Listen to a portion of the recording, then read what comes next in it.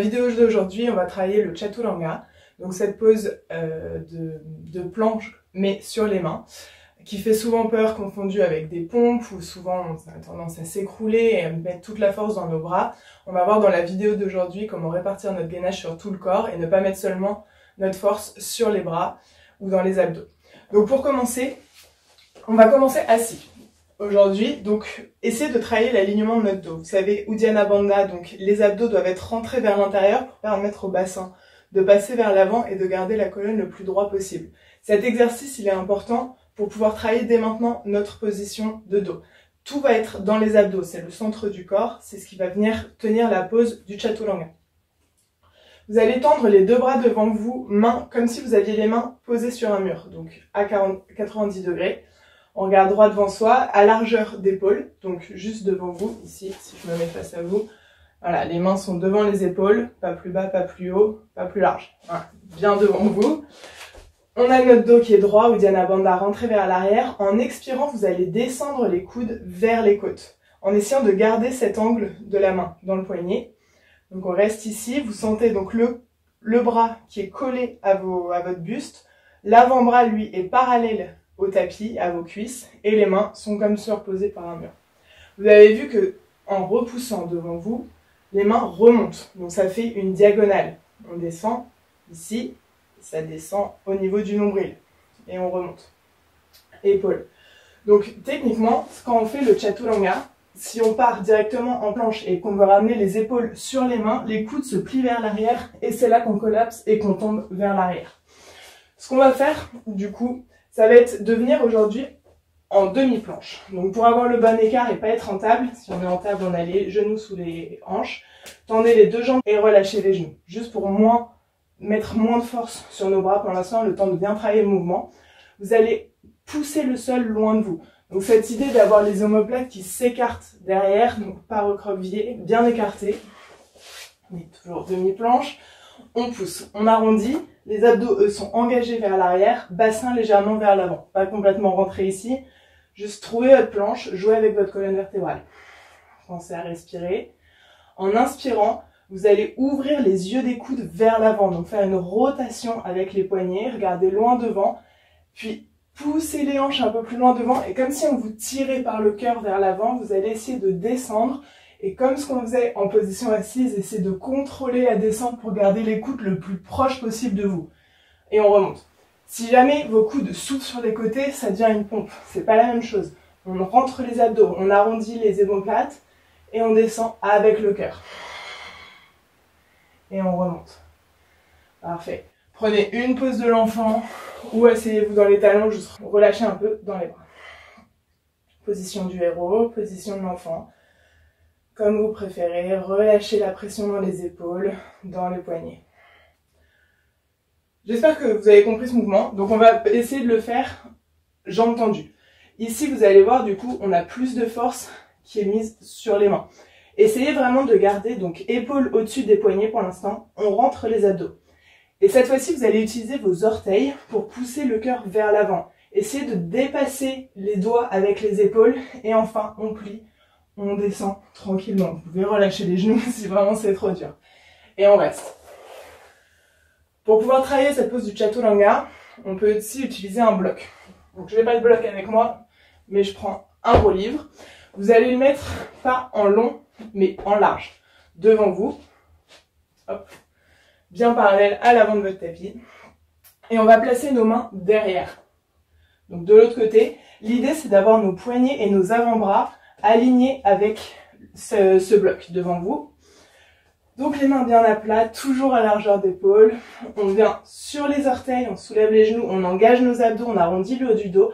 Et en expirant, vous allez garder votre avant-bras aligné avec le bloc et venir poser le ventre complètement sur le bloc. Et on reste. Donc là, techniquement, j'engage mes abdos pour pouvoir tenir la planche au niveau des jambes et du bassin. Mais les bras ne font rien. On remonte. Et on s'assoit. Parfait. Une autre technique aussi qui peut vous aider si vous avez le temps chez vous pour vous entraîner sans bloc, vous pouvez prendre une sangle ou même un pull. Vous pouvez prendre des pulls, vous pouvez prendre des élastiques de fitness si vous en avez aussi. une serviette assez fine, parce qu'en fait l'idée c'est de venir, donc on va faire un nœud pour faire une boucle. Hop, je fais ma petite boucle. Mais à la largeur de vos épaules. Donc tendez les deux bras devant vous, vous placez la boucle devant vous et on vient à largeur d'épaule. Souvent les femmes, on a tendance à voir nos épaules beaucoup plus larges qu'elles le sont. Donc essayez vraiment d'être honnête avec vous-même et gardez les mains devant les épaules. On va venir faire cette boucle. Hop. Qui est ici. Voilà. Un peu plus. Donc n'hésitez pas à mettre la vidéo sur pause si besoin. Prendre le temps de trouver votre ajustement. Une fois que vous êtes donc avec votre boucle devant vous, encore une fois, pull, sangle ou tout autre, essayez de mettre le nœud en face de vous. Voilà. Ici, cette idée d'avoir en fait le côté plat au niveau de la poitrine et placer cette sangle juste au-dessus des coudes. Juste ici. On va reprendre notre planche. Hop. Et en descendant, pliez vos coudes et venez complètement poser le buste sur la sangle. On vient se poser. Ici, techniquement, vous pouvez tenir super longtemps. Il n'y a aucune force sur les bras, tout est mis dans la sangle. Les bras sont bien placés, le dos est placé et on reste. Voilà. Si vous avez tendance, par peur, ça arrive, de vouloir écarter les coudes, cette technique peut aussi vous aider à contrôler l'écart de vos coudes et bien les plaquer vers l'arrière et venir poser le buste dans la sangle. Techniquement, les blocs sont pas recommandés pendant une pratique, pendant un cours dans un vinyasa. Vous n'avez pas le temps, en passant, donc vous êtes Uttanasana, par exemple une salutation au soleil, on descend, on repart en planche, vous n'avez pas le temps de venir placer votre bloc, contrôler votre descente, puis remonter chien tête en haut et chien tête en bas. Vous pouvez le faire si ça vous rassure évidemment, mais vous prenez pas l'habitude de venir vraiment travailler votre chaturanga. Vaut mieux se mettre sur les genoux pendant une pratique en cours et faire le vinyasa rapidement, plutôt que perdre du temps à essayer de contrôler sa descente et surtout vous mettrez moins de force dans les bras. Donc ce qu'on peut faire, c'est partir. Une fois que vous êtes ici, pieds joints, inspire. Urdhva Uttanasana. On relâche, on place les deux mains, on vient en planche, relâchez les genoux et on continue de descendre. Chaturanga pour remonter, chien tête en haut. Expire, chien tête en bas. Donc vinyasa, petit enchaînement, petit flow où le chaturanga est inclus. La respiration avec le chaturanga, c'est de venir expirer tout le long. Donc ça aussi, plus vous allez prendre de temps à descendre, plus ça va être difficile.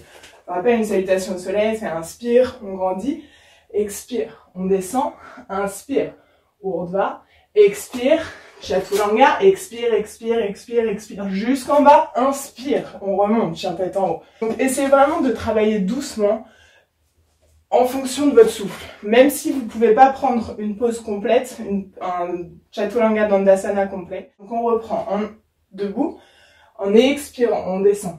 Inspire, urdhva, expire. Vous pouvez partir en planche, relâcher les genoux et descendre en même temps que vous avez relâché les genoux. Puis on remonte. Inspire. Pose de l'enfant. Relâchez un peu les poignets. Pour les plus avancés, au fur et à mesure que vous allez pratiquer ce chaturanga dandasana, ça va être de plus en plus simple. Et c'est vraiment de travailler avec cette partie du corps, du bassin jusqu'aux épaules. On emmène vers l'avant et on descend. Une fois que vous aurez l'habitude, vous pourrez même appliquer le chaturanga en saut. C'est-à-dire ici, mes avant-bras sont déjà perpendiculaires au sol. On prend un saut et on descend, chaturanga. Et on remonte.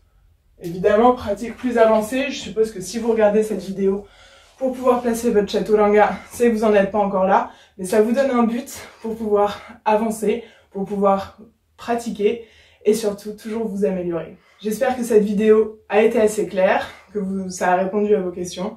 Si vous avez encore des questions ou des doutes, n'hésitez pas à les mettre en bas dans les commentaires ou à m'envoyer un message perso sur mon compte Instagram Yoga by Marine.